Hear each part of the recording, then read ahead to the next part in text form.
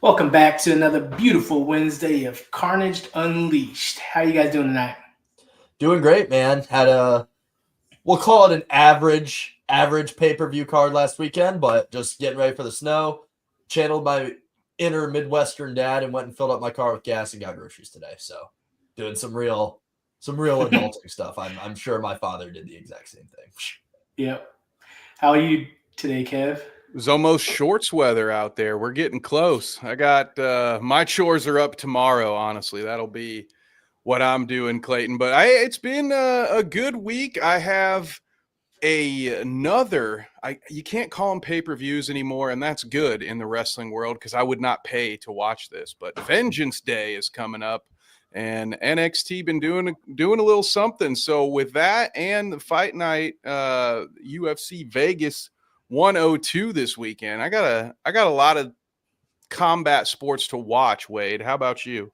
Nice, nice. Yeah, it's my day off, so I was fixing some drywall and doing the good old Midwestern stuff like Clayton, getting some gas. That's some and real food adulting work right there. Drywalling. before this ice storm comes in.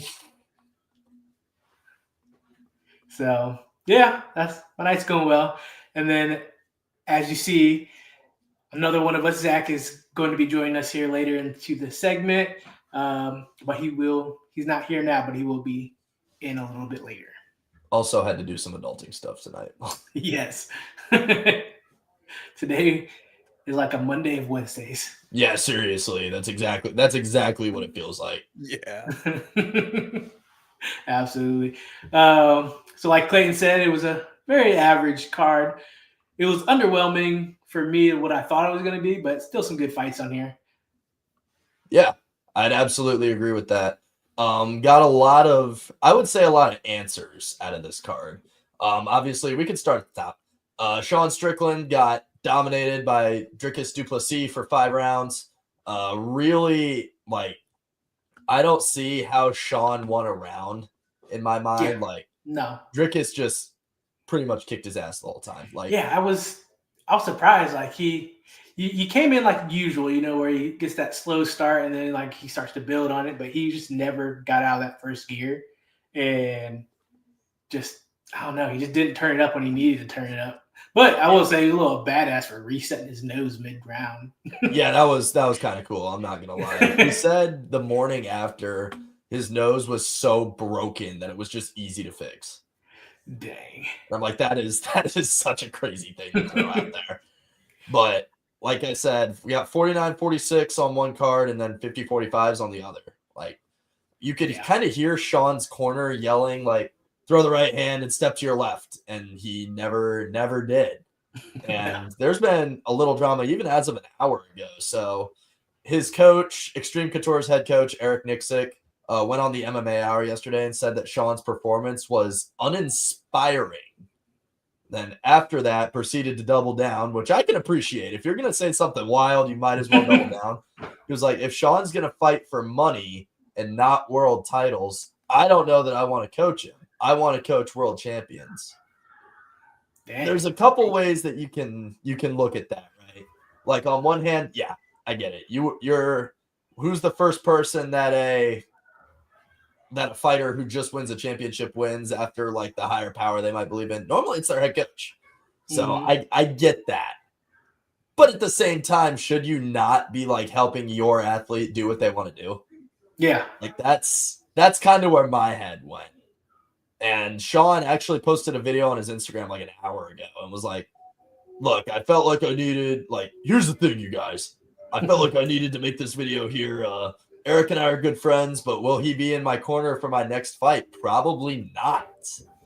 So, got some drama building out in Vegas for sure. Wow. Yeah, I mean, his performance was underwhelming, to be honest. I mean, you could kind of feel it during the fight, right? Like in between rounds, I felt the hostility would go up as coach was giving the same feedback. At one point, he's like, it's the same shit you did last time, basically, was what he said. He's like, you're fighting the same fight as last time. And you could kind of tell he getting a little aggravated. So at first, until Clayton just added that Instagram post, my first thought was, okay, maybe this is a ploy to try to speak to Sean in a different lane. Like, we're going to try to get him fired up through a very bold strategy of public humiliation. Maybe that'll, sometimes I have been a person in my life who has been motivated just by wanting to shut someone up about their opinion of me that I thought was wrong. And so I'm thinking, like, maybe this is some chess move that I don't see coming, because otherwise, yeah, it's not you don't see this a lot, whether it's a team sport or an individual sport. Rarely do you see the coach come out and be like, yeah, that dude sucked, and if he doesn't step it up, I won't be coaching him anymore. You don't really see a lot of that. So I was thinking, well, maybe he's just trying to pull some Mickey Rocky 3, he's gonna murder you out there kind of stuff. But no, it sounds like this is really falling apart before our eyes. Yeah. Side note, though, I was talking with Zach because he came over to watch the fights with me, and Drekus, he fights like, have you ever seen someone exhausted and they're doing like an assault bike and they're just like, yeah, that's exactly how he fights. He fights like that, and like you think like he's totally exhausted, but he just keeps going. It's just the most hilarious style of fighting I've seen, but it works. Yeah, this dude, you can't. It's like we said, you can't plan for somebody who also doesn't know what they're doing. That's kind of what it seems like Drekus is. He's so weird, and nobody in the UFC has been able to solve the puzzle yet. Yeah, there was one, I think it was, I can't remember if it was the first or second round, but it was one of the many kicks he threw with his left leg where Drekus started out as like a high body kick, and then he just kind of held his foot up for a second and then decided, no, I'm going upstairs with it. And it got Sean. That was one of those moments I thought of you, Clayton, when that happened. I was like, was that a plan, or did he just decide mid kick, like, you know what? Actually, I'm going upstairs, man. Yeah, it was weird too, because he does like that head kick off the front leading leg, and it's just awkward, like, and he just throws it up there. Just throws it up there. And Sean ate one though too. Yeah, he did. I don't know why Sean digs his own chins. Like, he says, like, you can't. I don't have a chin. Why do you guys think I spar so much? Like, he took it. Like, he got busted up clearly, but he didn't stop coming forward. Mm-hmm. That's true. Yeah, he definitely, especially once his nose got broken. I think, the commentary team sounded a little like I would probably in that moment, as far as like, oh, is this going to keep going here? Like with an injury like that. And then to hear that he said it, he sets it himself and go like, so he definitely is a tough son of a bitch, no, can't take that away from him. Wish there had been a bit more strategy employed into the fight, to be honest. I won't use the word uninspired, but it seemed to lack any tactics. Yeah. I would agree. Yeah, he just stayed on that first gear and just was walking forward in ones and twos and just never decided to really turn it up. And that's what blew my mind. Urgency. Like if you lost as the champion, right? You lose a decision kind of playing that game plan. Why would that should be the last thing I would think that you would go to. So I did find it odd that he kind of reverted right back to that when it didn't. If it doesn't work while you're defending, it's certainly not going to bode in your favor when you're the challenger. You have to be the aggressor when you're the challenger if you want to have a chance. So yeah, for Sean though, like, he fights the same fight every single time. Like, first 2 rounds are feelers. He's getting in there, testing his range, seeing what you're doing, and then he's hoping by rounds 3, 4, and 5 that you start to fade, and his pace is still the same. But when you have somebody that has just as good as cardio and doesn't fade away, it just doesn't work. You gotta turn it up, and he never did. And Sean's so easy to game plan for. Like, you know what I mean? Like you said, Wade, he just goes out there and pretty much does the same thing every time. And like, buddy, you're not giving anybody new looks. And I have an interesting thing that I heard this week. Do you guys think that sparring too much is why Sean can't turn it up? Like, you know what I mean? Because when you're sparring, that's different than fighting, right? Yeah. You're not typically going as hard unless you have a hard day, which happens, but You're not going as hard. You're not hitting as hard. You're kind of flowing. Do you think that like could have an influence on why he can't turn it up? It could. Because, like, I mean, he's also cutting weight down and he's doing all that sparring and stuff. So it could, and then not to make an excuse for him or anything like that, but he also, like, he did have staph. Yeah. And staph does a broken bone like 6 weeks before the fight too. He had to go down to Colombia and get stem cells. So it kind of that stuff does like take your energy out. But I feel like, yeah, all that sparring, he might get into like a certain rhythm, and then he just keeps that in there. Yeah, that could affect him. Yeah, it's a good point. It might be time to switch up. If you're not going to switch up how you fight, maybe at least switch up your training for the next regiment and do a little less sparring. Because on top of all that, too, I mean, just like wear and tear. You're talking about now maybe not necessarily the staph, but broken bones, all of that, getting yourself banged up. And I mean, nobody is at 100% for these fights. Very rarely, right? They've either got a brutal weight cut or throughout the months of training, most pro athletes are not at 100% no matter what they're doing. But I think maybe he might have more in the can, more gas in the tank if he's not sparring the whole 6 months leading up to a fight. Like maybe try a different approach so you can, again, train your body that it's going to be shorter bursts, instead of doing this stamina approach where we're going to spar all day, every day. Because, obviously he's learned how to take a punch. He can stand there and do the I didn't hear no bell, one more round shtick. But, when it's time for him to finish, he needs to maybe try something different. Yeah, I agree. Clayton, I have a question for you. Hit me. We kind of touched on it last week, but Drinkus, he's calling out Hamzat. Do you think they give it to him, or? I do. They came out and said that they're going to give it to Hamzat, which, like I said, guys, I will believe that when it's on the poster. But it's interesting to note they bumped Imavov up one and bumped Sean down one instead of Hamzat. Hamzat's still at 3. They bumped Imavov up to the number 1 contender slot now. Sean's down to 2. Hamzat's at 3. Izzy's at 4. Bobby Knuckles at 5. So like they didn't bump up Hamzat, which kind of raised my eyebrows a little bit. I'm not gonna lie, but I do think he will probably be next. But that fight's not gonna be in the United States. There's no way. No. At least not right now. Yeah, I don't think so at all. But I thought cool. Hold on, I was gonna say cool with Izzy that fight against Gastelum was inducted to the Hall of Fame. Yeah, that was such a badass fight. That is a Hall of Fame fight. What more do you want?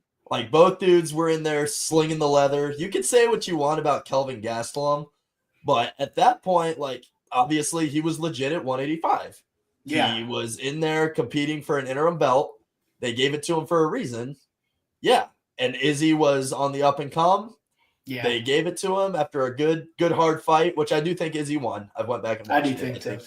Pretty straightforward. It was a majority draw, right? Yeah, or a majority decision.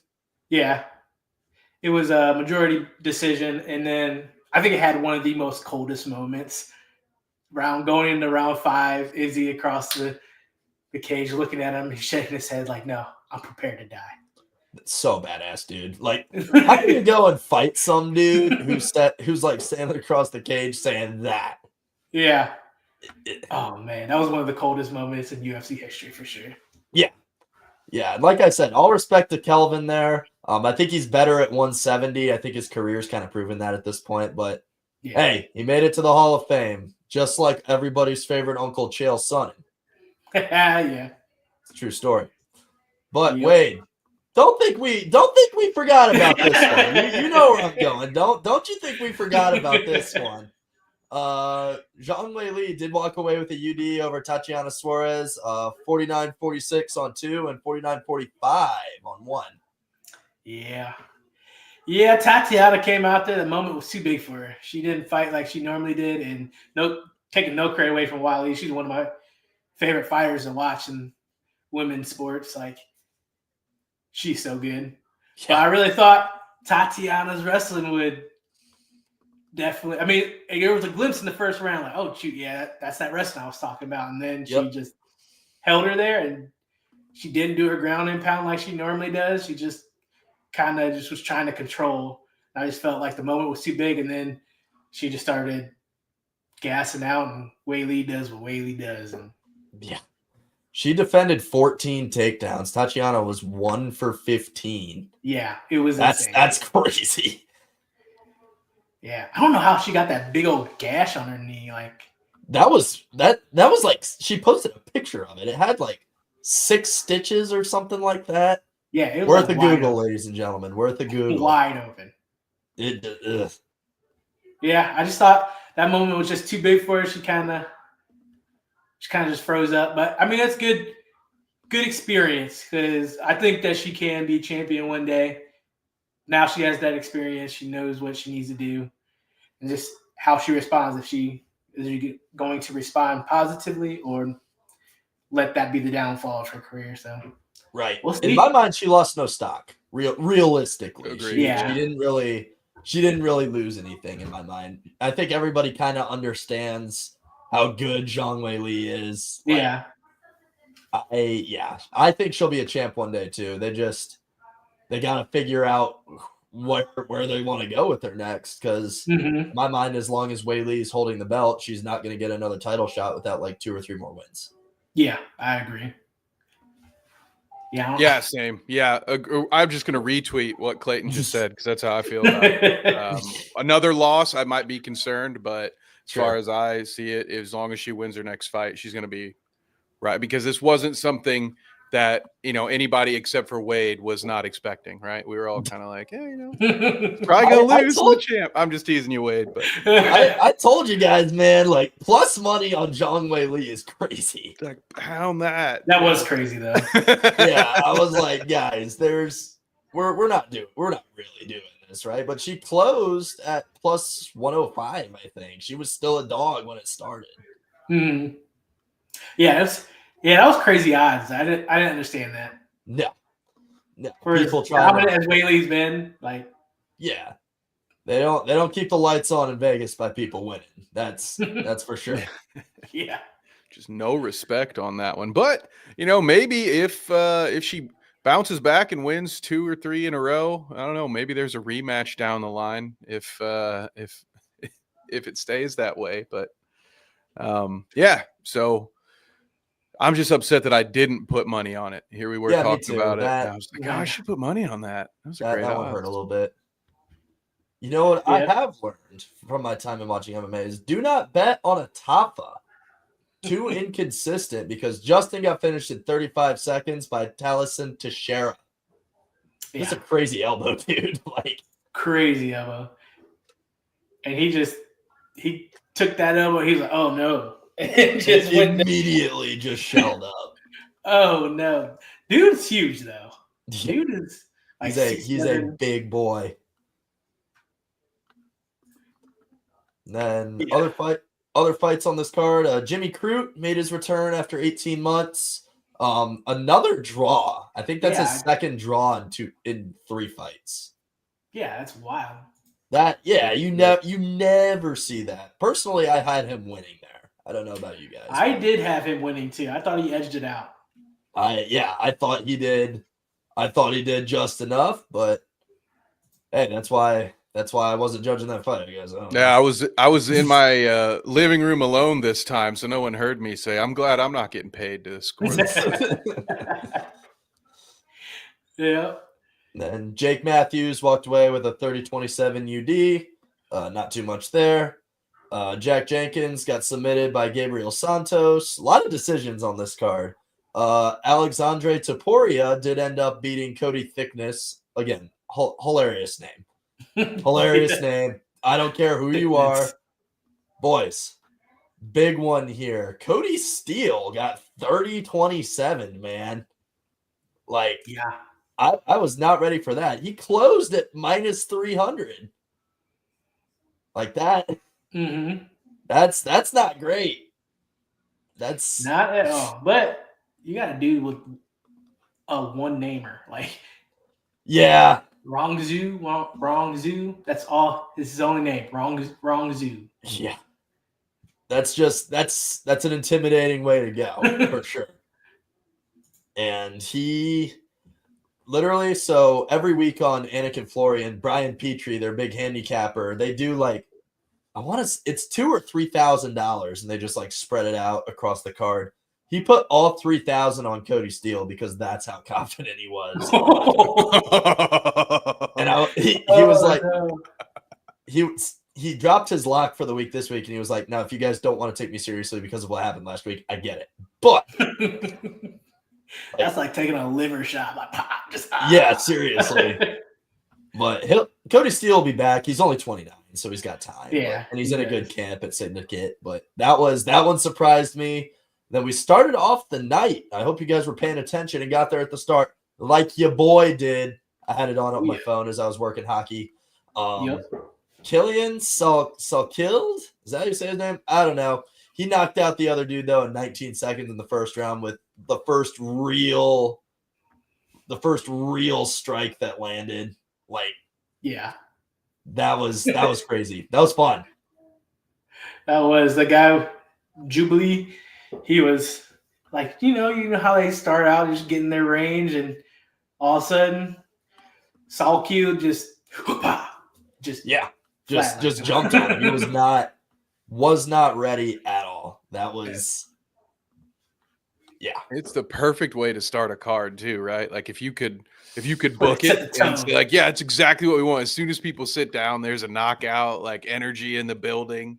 A lot of times at the very beginning, not well-known names. So you're kind of like, all right, this is gonna, we can make a star out of somebody and get people hyped for the rest of this card. Can't ask for a better start than that. But I mean, literally the first major strike, it's like that's an anomaly, right? We don't see that very often. And it was like a hometown kid too, so Australia. Prepared them for the next 5 unanimous decisions that there were. And then while you were talking, Kev, I was like, I got it now. So I went through and counted all of them, and I was like, damn. False advertising. Yeah, seriously. But hey, like you said, if people are in like line or whatever to get in the arena, they're like, oh my gosh, the first one ended in 19 seconds. We have to get inside. Yeah. Can't be late. Get there early, buy your concessions in the afternoon. Hey, Theo Vaughn knows the building's all like, about that. Theo Vaughn was sitting by himself watching the prelims last December. I respect the hell out of that. That was awesome. Yep. That's the way to do it. You guys have anything else on 312? No, I think that pretty much wraps 312 up. We got a UFC Fight Night. Who is it? Cannonier versus Rodriguez. This weekend? The 15th, yeah. Yep. Yeah, so this is a decent card. Shout out Dylan Bucka. He's going to be fighting on this card as well. Yes. Dylan is taking on Edmund Shabazian. For those of you who don't know, he came into the UFC undefeated, won his first handful of fights in the UFC, but wound up, he's 2-5, essentially, in his last 7. He's been getting finished. Derek Brunson knocked him out. Nasruddin Imavov knocked him out. Anthony Fluffy Hernandez knocked him out. And Gerald Mearshart subbed him. That being said, though, like, we got to look at his resume, right? Like, he's 13-5-1 now. And he's fought some of the best guys at middleweight. Mm-hmm. And in my mind, this is a classic. This is kind of what Dylan has seen throughout his career, right? He saw the same thing against Lydell Pogue. He saw the same thing against Wes Schultz. Like, it's another busted prospect. And those two guys weren't busted prospects, but here it's a busted prospect that they're trying to build back up. And that's a situation Dylan's been in a couple different times. He beat Wes Schultz pretty handily, beat the crap out of Lydell Pogue. Same thing. So they have Dylan at plus 290 right now. But Brian Petrie did go with Dylan this weekend. He did. Ooh. That was like one of the 2 dogs he picked on this card. So Dylan's getting my bet this weekend, guys. I don't know about you, but just throwing that out there to start. Well, I can't be unbiased when it comes to that one. So, don't take my betting advice when it comes to this one, because I also would be putting my money down on Dylan. Got to root for our boy, but yeah, it's going to be from all aspects. You expect Dylan's got the advantage when it comes to grappling, and you just got to wonder how things are going to play out when they're on their feet. And I know that that's something that, Dylan continues to work to improve on. So we'll see how it goes. But yeah, he opened up, what was it? Minus 500 at, very, very heavy odds at the start. They've leveled out a little bit, but Wade, what about you? What do you think? Yeah, I think Dylan definitely holds that edge in the grappling aspect. I think that's where Dylan is going to be able to take that, he grapple, and then put some damage on him, some ground and pound, and put away Shabazian. But again, Shabazian's been in there with some of the greatest fighters, so he has that experience. So you can't hold him as like any kind of slouch or anything. Even if he's 2-5 in the last 7 fights, he's been in there with some high level guys. He's got that experience. So Dylan's got to come ready and fight. Yeah, absolutely. I think him being a dog might be deserved on paper, but like I said, guys, the UFC just released a great article on Dylan, by the way, yesterday. It came out. And he talked a lot about, the struggles of his parents passing away, how he's had to learn how to adapt to that, getting his mindset right. And he said he's been posting a lot on Instagram. He's already like almost on weight. I don't know if you guys saw the picture today, but he met Daniel Cormier. I did. Yeah, I saw that. Yeah, that's so cool, dude. Gary was back there. Yeah, that was really cool. Especially, DC. Everybody's favorite. I was about to say, one of my favorites. Like there's a fan out there that's like, you know what? I hate Cormier. Who I really can't stand. There's that one guy at the back of the bar that's like, I hate that guy. And you're sitting by yourself, dude. We know. Go back to your PBR, bro. I don't know why DC got so much hate. Nobody liked that he was the champ because John Jones was suspended. That's the only thing I could come up with. And I will say, I'll admit it, I rooted for Stipe against him. I did. I'm an Ohio boy. My family grew up in Cleveland. That's neither here nor there. But I can definitely appreciate a great talent like that. Like, you know what I mean? DC was in there finishing guys. Yeah. Like, you know what I mean? Nobody, like he said it himself, nobody could wrestle him. Nobody could except for John. Outside of that, nobody could wrestle him. So outstanding fighter. Definitely cool because him and Chael I think they did a press conference today about The Ultimate Fighter because I think they started filming for that this week. So that's so cool, dude. It is pretty cool. Him.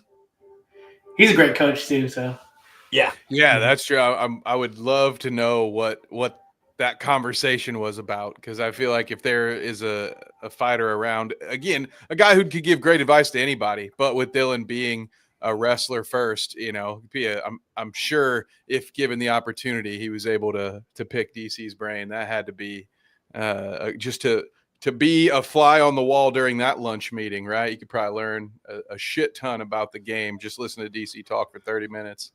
But that's exciting. And he's got teammate and potentially, hopefully, future UFC fighter Quentin the Guy Richards out there with him too, right? Got to see the boys. They're out there getting that work in. I love seeing that. Yeah, I know. I need like hide in their suitcase next time because seriously, I would love to just tour and try out the UFC's PI. Like it would be awesome. Yeah, just seeing what they have too. Like that is a world-class athletic facility. It doesn't matter if we're talking football, it doesn't matter if we're talking, basketball, baseball, whatever. I would argue the UFC PI might be better than some of those places in some aspects. When it comes to their specific sport. Oh, I agree. Like they have everything, like the top notch of everything. They got cold and hot pools right next to each other. You got physical therapists that you just go up and you get your work done. Like, Yeah. They can got scan everything. your body to like see what damage you might have. And it's just, that's so crazy to me. Well, that's what they did for Dylan. Like, I think that's what they do for all incoming fighters. When you get in there, they go and scan and see, like, what's your lowest weight that you could cut down to healthy. And because they had in talks, like, Dylan, because Dana wanted him to go down to 170. So they did all those tests and scans and decided, like, it's probably not best to go down to 170. Yeah, I'm not going to lie, boys. When Dana said that on the Contender Series, I was like, guys, Dylan will die. Like, that 185 isn't like the craziest cut in the world, but that's his class. That's where he should be, I think, by any means, because he's not tall, but Dylan's like built. Like, he carries a lot of muscle. And it's like, guys, he's not cutting that far. That's not healthy. Yeah. He said that. I was like, I don't know if he could do that, because I mean, I've grappled with Dylan, and dude stacked. Like, yeah, he's got muscle on him. Yeah, it's like, what is he gonna get amputated or something? Like, yeah, if he chopped off his left leg, yeah, he might be 70. Yeah. But looking to this card, we're gonna start at the bottom. To a casual fan, yeah, it's just another fight night, but there's a lot of value here, guys. I'm not gonna lie. I really like this card. First fight I want to shout out is Gabriel Bonfim versus Chaos Williams. First and foremost, that's a hilarious nickname. That's all the respect to him. I don't understand how Chaos Williams is a dog here, but that's neither here nor there. That'll be a great fight. That's two higher finishing guys. Gabriel Bonfim's a little bit more of a grappler. He's got 12 subs, but hey, that doesn't mean that he can't get in there and strike too, because he has a couple knockout wins. So that's a fight worth watching in my mind. Looking ahead from there, we got Jared Gordon versus, I'm not going to try that one. It's not worth it. I'm a big Jared Gordon fan, boys. I don't know about you guys, but he beat Paddy Pimblett. I don't give a shit. He beat Paddy Pimblett. I don't understand how people could score that fight not for him. I would agree. I thought Paddy lost that fight too. Yeah, and it's like, this dude is in there. He's been on the bad end of some close decisions in my mind. Like his last fight on the what card was that? Oh, it was the Whitaker versus whoever he fought, whatever replacement guy it was. But when he fought on that card, he lost split decision that I really thought that he won. I would have given that to him. And then he had a no contest against Bobby Green. Yeah. Like, Jared Gordon's had a rough go of it for absolutely no reason, but he's a big favorite here, so definitely enjoying that fight. Angela Hill, still kicking. Like, yeah, she is. She's still kicking. Crazy. Yeah, her record like pretty much just above 500, but like she's experienced. She's in there and she has to be the best 17 and 14 fighter of all time. Yeah, I know. Like that record doesn't really portray like how good she really is, because she's way better than what her record shows. Yeah, in my opinion. Yeah, she has a lot of decisions on her record, some of which I feel like probably should have went her way that didn't, but that's neither here or there. But I will say, boys, the only dig I really have on Angela Hill is she's breaking the first rule of fighting, which is don't be 40. Yes. The first rule of fighting is don't be 40, and she's 40. Yeah. She has crossed that mark. That makes me a little nervous, I'm not going to lie. ESPN has odds -110, -110. So yeah, pick them. I don't know, guys. 40-year-olds tend to not do well. So if I was a betting man, I'd probably go Souza.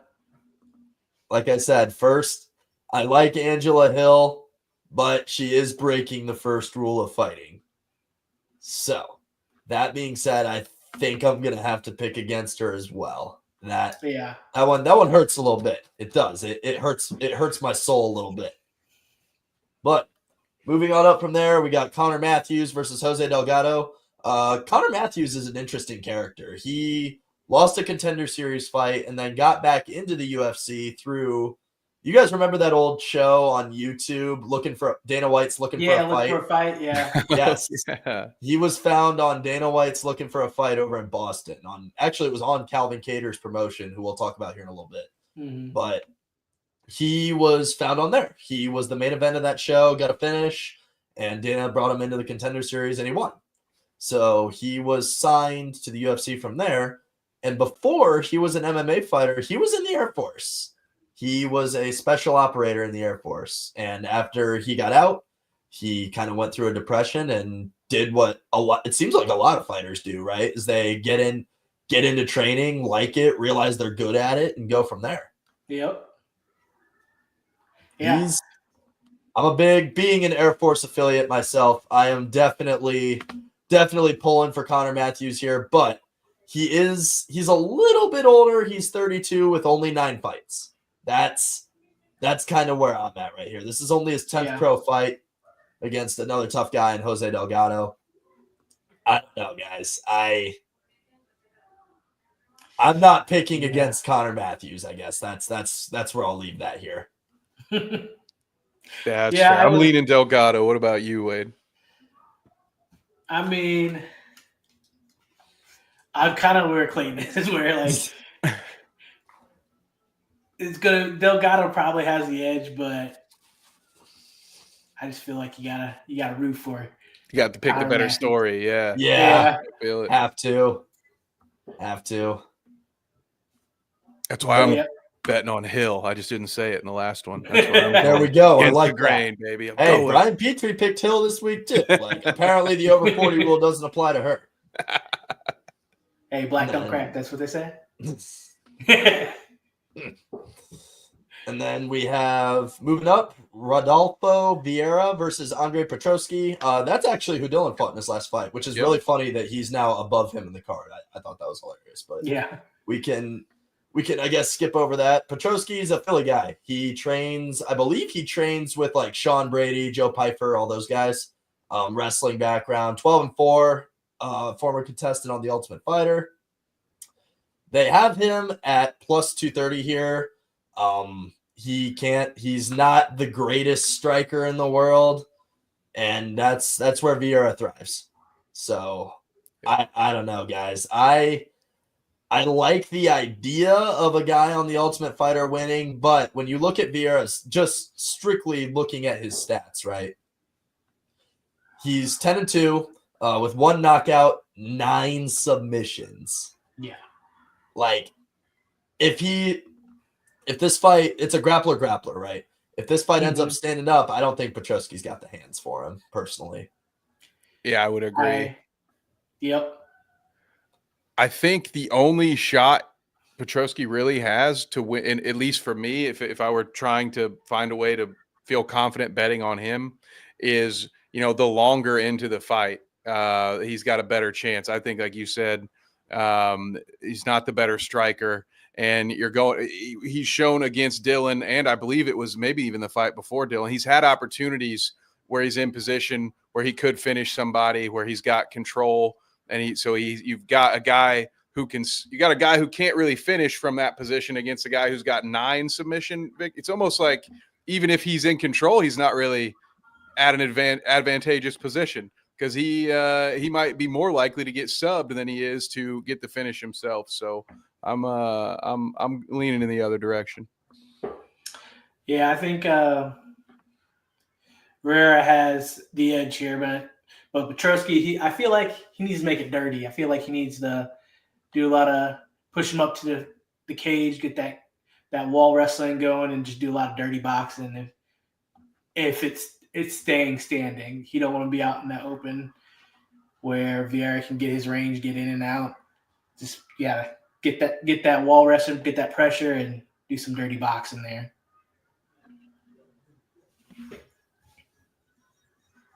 And then moving up, we already talked about Dylan.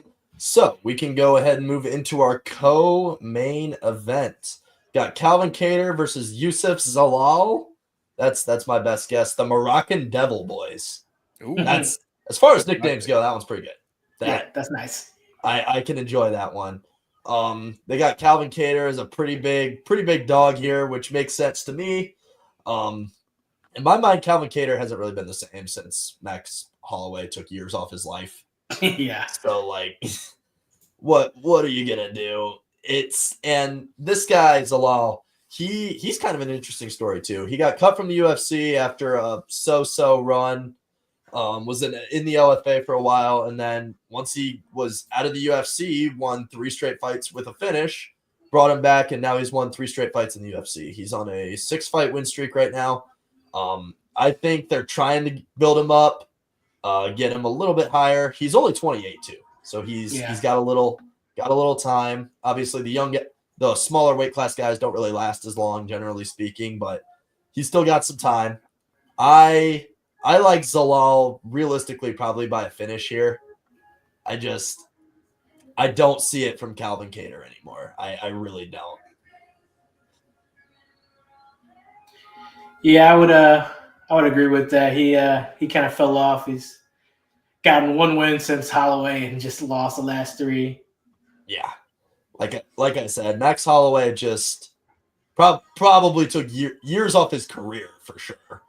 Like that's pretty straightforward in my mind. But yeah, I'm with you. That does bring us to the main event. Ooh. Former title challenger Jared the Killer Gorilla Cannonier taking on Gregory Rodriguez. Gentlemen, before we even dive into this fight, Jared Cannonier is also in violation of the first rule of fighting. Also in violation. He turns 41 next month. He's 40 right now. He's been around forever. This guy started off as a UFC heavyweight.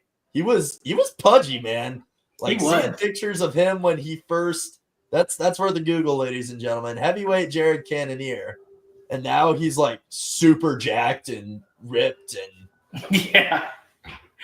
He was a big boy back then. Then he trimmed up, and now he's stacked. Yeah, he has since losing a title fight to Izzy. He's 2-2. Win over Sean Strickland. I don't really see that one going to him, but that's neither here or there. He walked away with the win, and he did end up beating Marvin Vettori too, and that's a big win. Yeah. But last 2 fights, lost to Nasruddin Imavov. A little bit of an early stoppage in my mind in Louisville, Kentucky at the Yum Center, KFC Yum Center. Mm-hmm. Great venue. That's a wonderful name for a venue. The Yum. KFC Yum. You kidding me? But like I said, a little bit early. I think Imavov probably had him, but I think it was Mark Goddard had that fight that night. Waved it off a little early. No, it was either Mark Goddard or Jason Herzog. I can't remember. But and then another unanimous decision loss to Kale Barillo. Barillo? Is that how you say that? The guy from the Fighting Nerds. You guys all know who I'm talking about. So yeah. Wade, we'll go ahead and start with you. Who do you have in this main event? See, I would go Cannonier, but that 40-year-old is just it's real, man. It's like a law. Yeah. I believe, and you guys can correct me if I'm wrong, but I'm pretty sure there's only been 2 champions post 40. Can you guys name who they are? One was Teixeira? mildly what? Teixeira? Yes, Glover is the most recent one. Oldest first-time champion at 42. Yeah. I'm pretty sure there's only been one other one in the UFC, unless there's some obscure heavyweight champion that I'm missing, which is very possible. But early 2000s, early to mid 2000s, back in your guys' prime.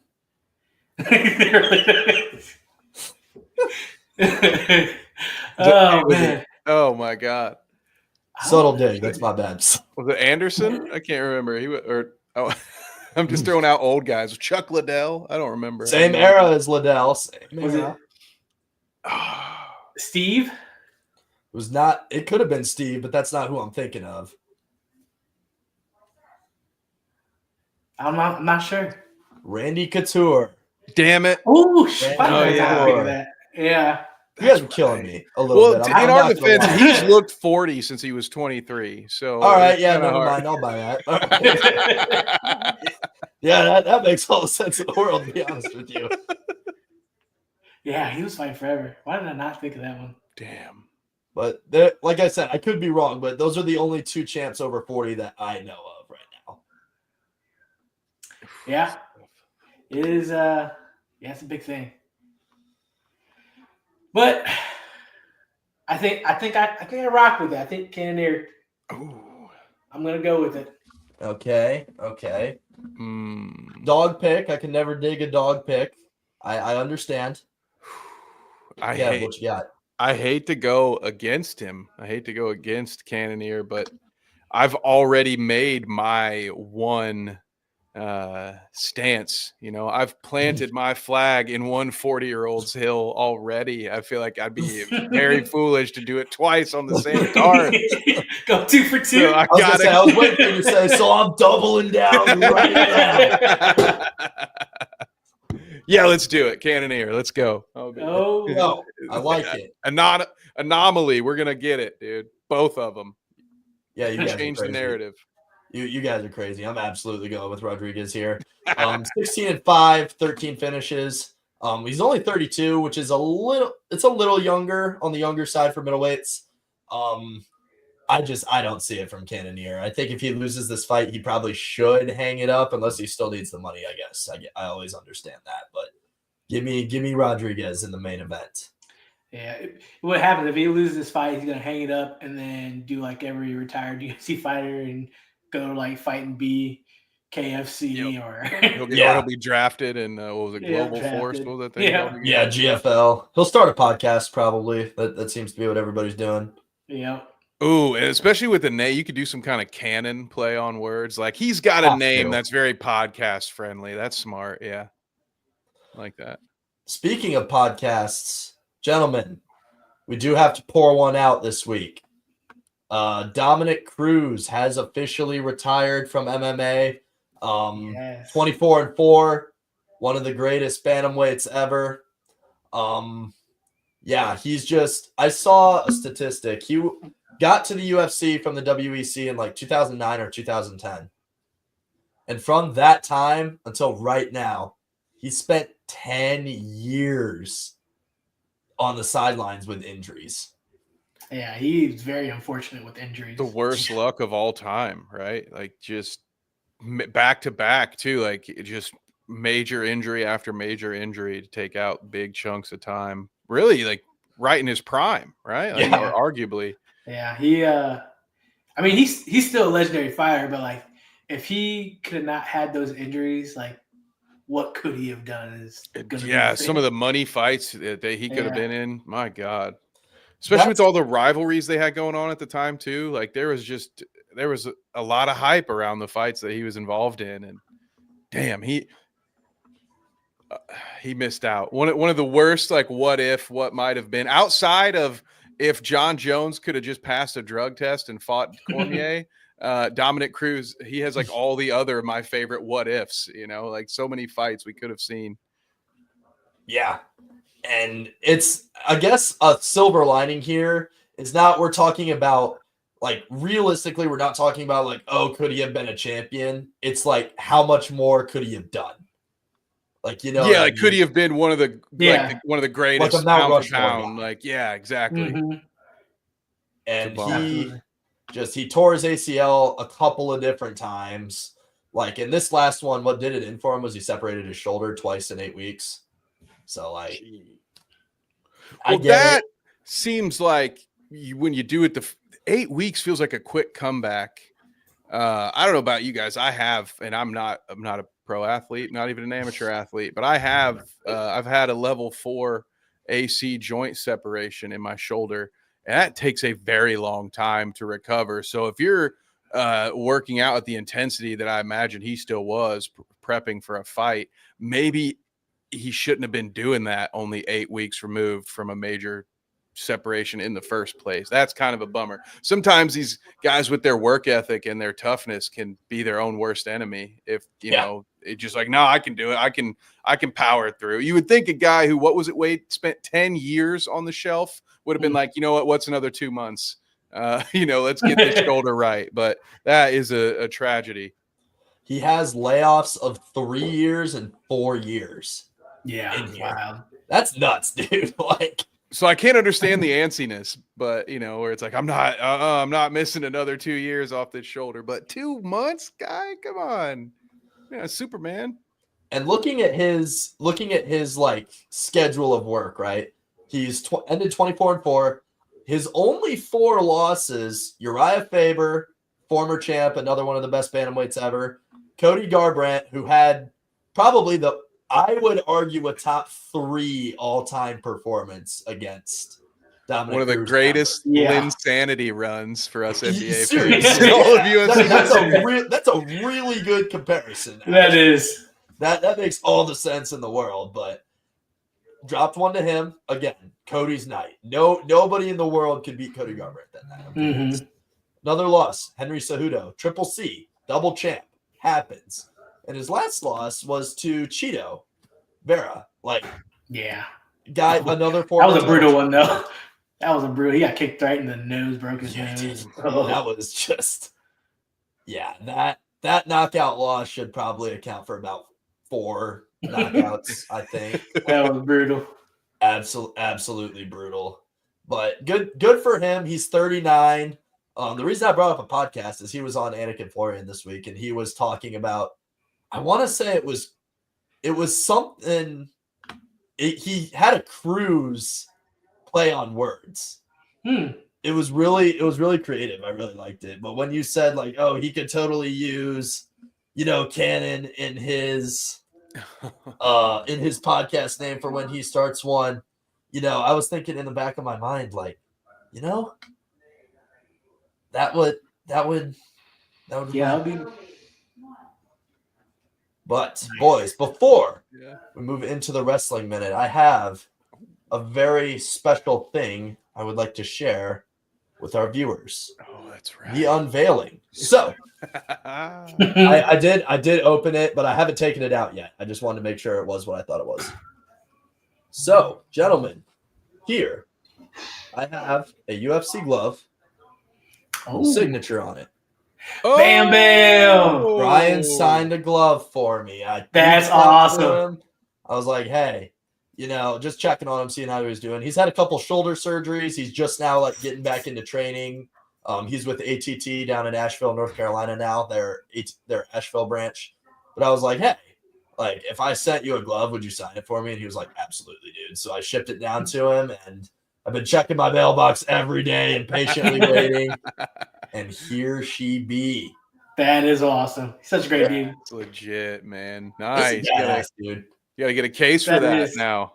I do. I actually have one already. I bought one. So I'm in Walmart one day, right? You guys are getting the whole rundown of this. I'm in Walmart just kind of messing around. And I saw that they had a 2-pack of UFC gloves. And this was like a week before we worked the show. I was like, okay, you know what? I'm going to see Dylan next week. I'm going to buy the 2-pack and get it signed by Dylan. And once I got home, I ordered a 2-glove case on Amazon to store it in, right? And after that, I got the glove signed by Dylan at our show we worked that night and brought it back. And I was like, you know what? I'm just going to hold on to this one because, I didn't know if the UFC was going to be able to come back to the Midwest, if I'd be able to, take it there for whatever reason and, get somebody to sign it in person. And with not all of our viewers know this yet, I'll unveil what I really mean at a further time. But some of my time in the States might be a little limited. We'll get into that at a later date.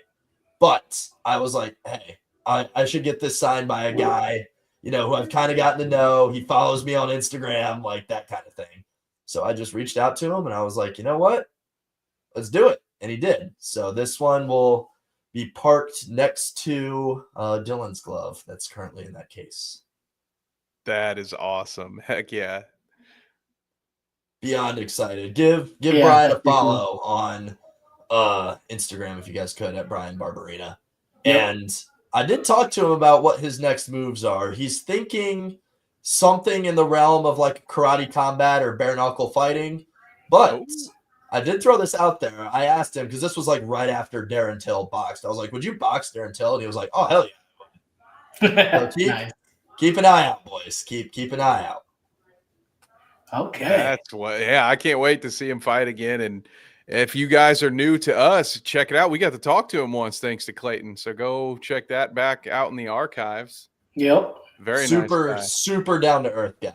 Yeah, like, we're from the reason how like I even got to know Brian really is I was watching the UFC Columbus show. You remember that one, Wade? Oh yeah, down in Columbus a couple years ago, and Matt Brown was the co-main. So I'm like, okay, cool. Like I'm sitting in my college dorm with all my buddies, like just watching the fight. And Brian won a really tight split decision in Columbus, which is Matt Brown's hometown, and won a close fight. I think Matt Brown, realistically running away from him at the end of the third, might have lost in the fight. Mm-hmm. But Brian got on the mic. People are booing him. He's like, hey, I'm just like all of you. I'm a blue collar guy. I work hard. After this, I'm driving home to my farm to take care of all my animals. And by the end, everybody was cheering. I was like, it's one of those badass things I've ever seen before in my life. Yeah. And then he fought Robbie Lawler. And after he fought Robbie Lawler, he jumped on Hot Take Sports and has made 3 appearances. And the rest is history. Yep. Yeah, he was such a great guy to talk to. And he's so, like you said, so down to earth. Just blue collar dude. Like, definitely give him a follow. Yeah. Great guy. Kev, with all that being said, what time is it? What time is it? Let me check my phone here. What time is it? Oh, your watch does not deceive you. It is the Wrestling Minute, bros. Very interesting. We will start outside of the ring because of name recognition and search engine optimization. All right. So, folks, Hulk Hogan and the Real American Beer are in the headlines again and again. It's for a reason that will garner lots of boos from the audience. An Ohio woman is suing Real American Beer, claiming that either Hulk Hogan or one of the members of the marketing team hit her in the head with a full can of Real American Beer. Now, the woman has posted photos of, I will admit, it looks like it's very plausible that this injury with the stitches was caused by the can. I will say it's kind of a heel program, if I'm being honest, to which 2 wrestler folks, that's when you have 2 bad guys fighting each other, because it's kind of like, this sounds like somebody's trying to make a quick buck because they got a superficial cut on their head, and because a rich person was involved, they're like, hey, I'm going to sue the shit out of you. But because it happened to Hulk Hogan, I kind of don't care. And I'm kind of still rooting for the lady to win the lawsuit, even though I feel like she might be being a bit shady here. So up yours, Hulk. That's all I've got to say, guys. Who do you think will win the lawsuit between Real American Beer and the woman from Akron? Give me Real American Beer. What are we doing here, America? Everything's a lawsuit now.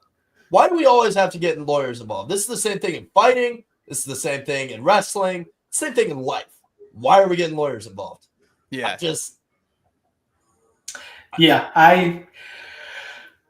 I understand why you want the lady to win, just because fuck Hulk. Yeah, I get it.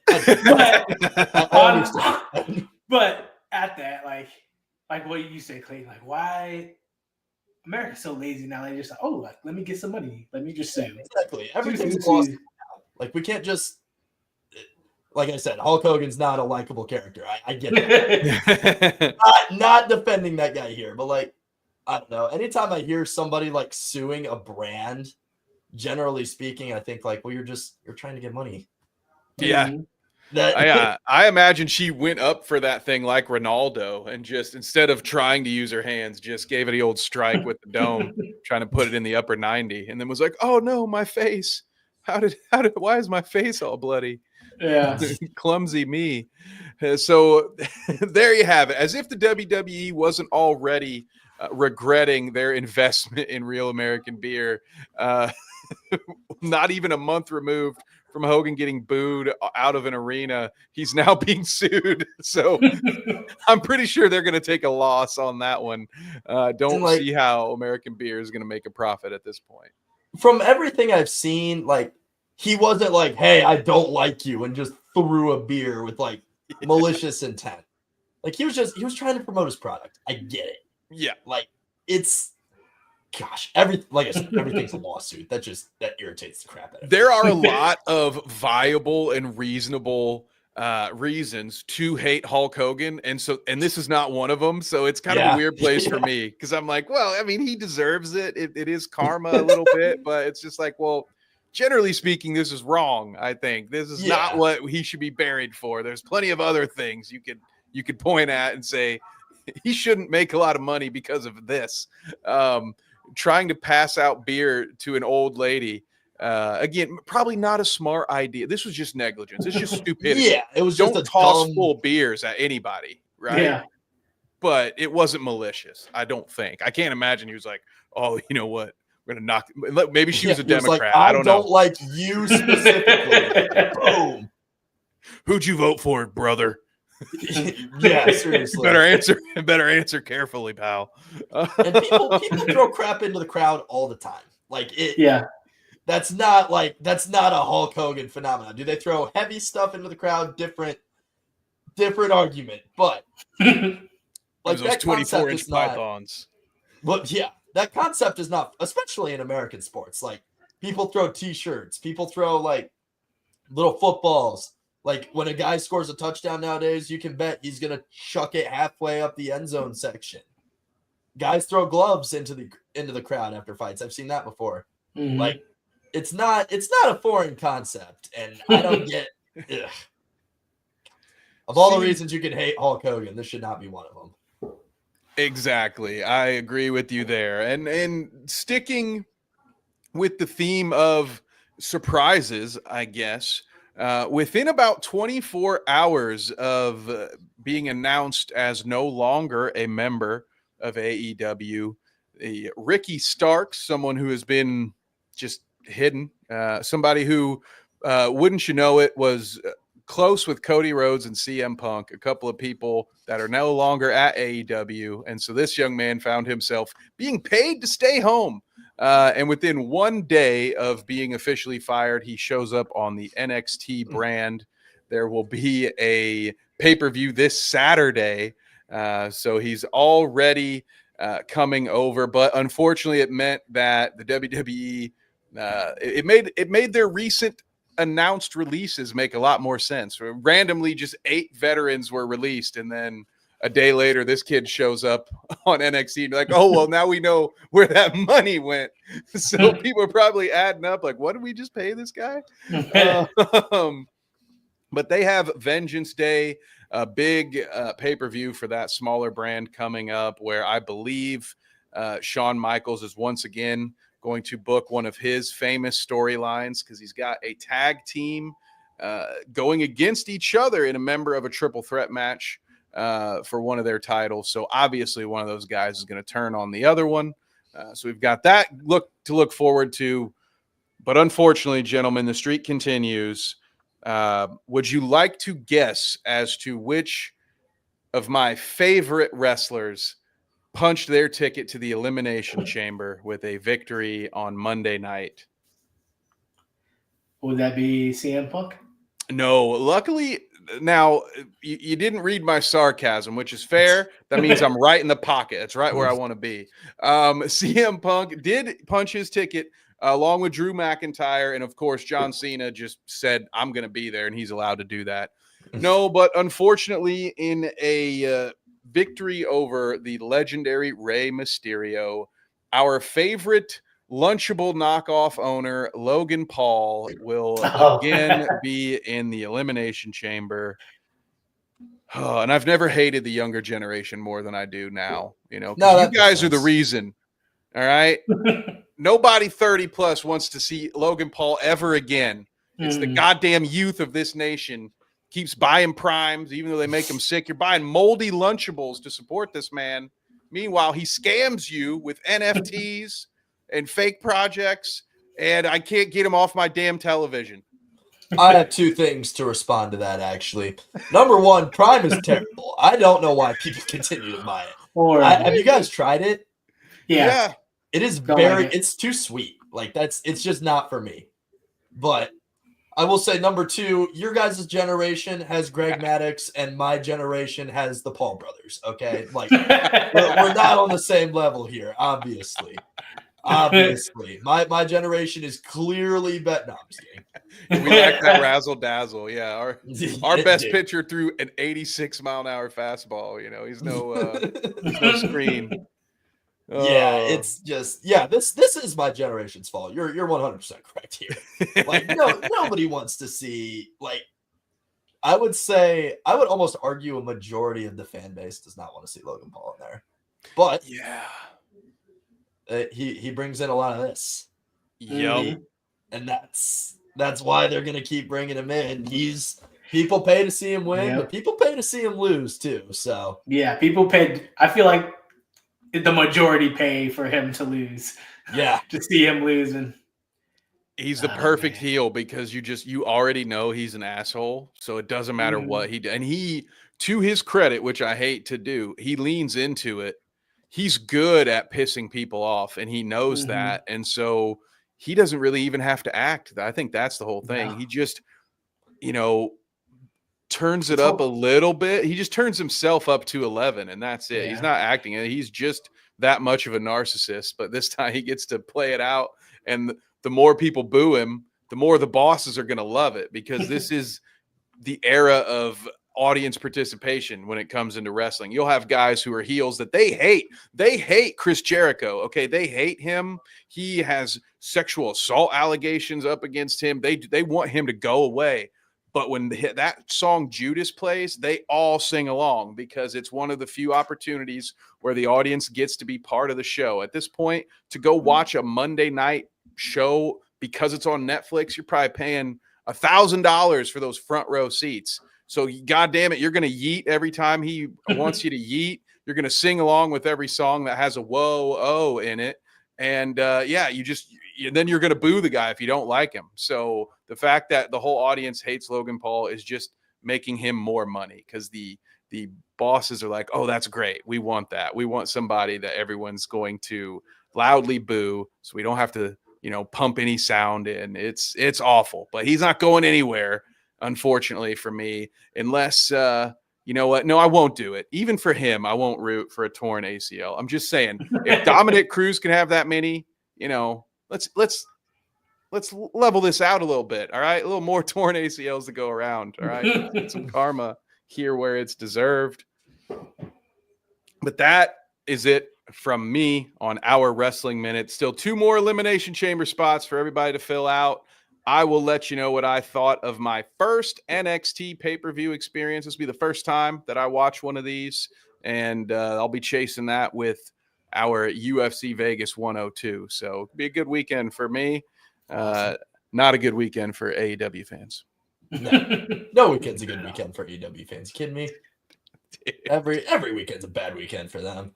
Tony Khan is ruining that organization just like he ruins the Jacksonville Jaguars. It's the same shit. One thing I forgot as we talk about that, the debacle that is their Australia stadium show. It was originally sold as if it were going to be a pay-per-view. Now it's not only just going to be a regular show of television, but it's the B show. It's not even a Dynamite. It's Saturday Night Collision, the show that they only created to try to keep CM Punk from quitting the first time. They were like, we paid this guy so much money, and he doesn't want to work with any of the people that we've made vice presidents, that we have to start a second show, even though we don't even have enough talent to put one show together. So that's what's going on in Australia. They didn't sell enough tickets. They had to move it to a new location. And some people bought pre-sale tickets, guys. Can you imagine now paying $300, $400 for a ticket that now your neighbor can get for $80? Yeah. That's going to be a repeat fan, right? You just made a lifelong fan, Tony Khan. You idiot. Yeah. For WWE, You idiot. I hate people. I really do. Like, I would love to sit in like a meeting with them and be like, hey guys, I don't know if you know this, but this is what's going on here. Why? What are we doing? Like, that's like you said, Kev, that's a great way to make people not want to watch your product. Yeah. And actively root against you. Like Yeah. you screwed me out of hundreds of dollars. For what? Because I tried to support you? You Yeah. asshole. I'm going to your show and now you're screwing me. Thanks, man. Yeah. I'm over here fighting for you on Twitter, and this is the respect I get. Yeah. God. My Twitter's been deactivated 9 times. It's a weird way to help you recruit for out. your competitors. Yeah. Right. Oh, So there you wow. have it. The wrestling world never fails. There's always something entertaining to talk about in the Wrestling Minute. Awesome. Well, I appreciate everybody watching the show. Kev, tell them where they can find you at. You can find me over on Bite Size Sports, where I will be talking NBA again with some more regularity now that the football season is finally over for a little while. You can also find me on our sister station, Dweeb. That's 2 D's in the front. I'll be talking about Star Wars here in about 30, 40 minutes. Going to go live and try to convince all of you of something that I already know to be true, which is that Jar Jar Binks was meant to be the true Sith Lord in the prequels.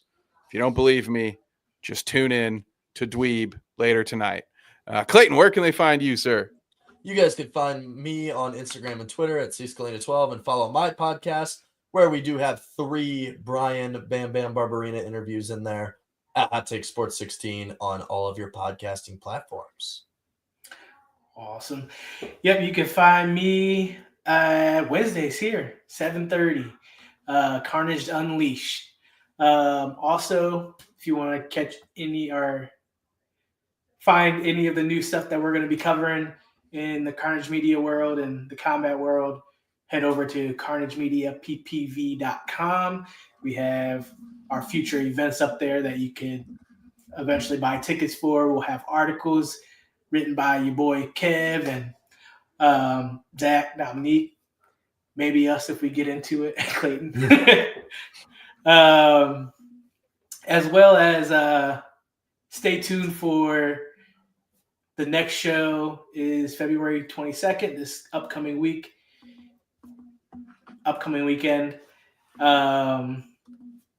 It'll be a free show. It's a charity event, so we'll be posting it up here on YouTube. So stay tuned for that as well. And thank you guys for watching. You guys have a lovely night.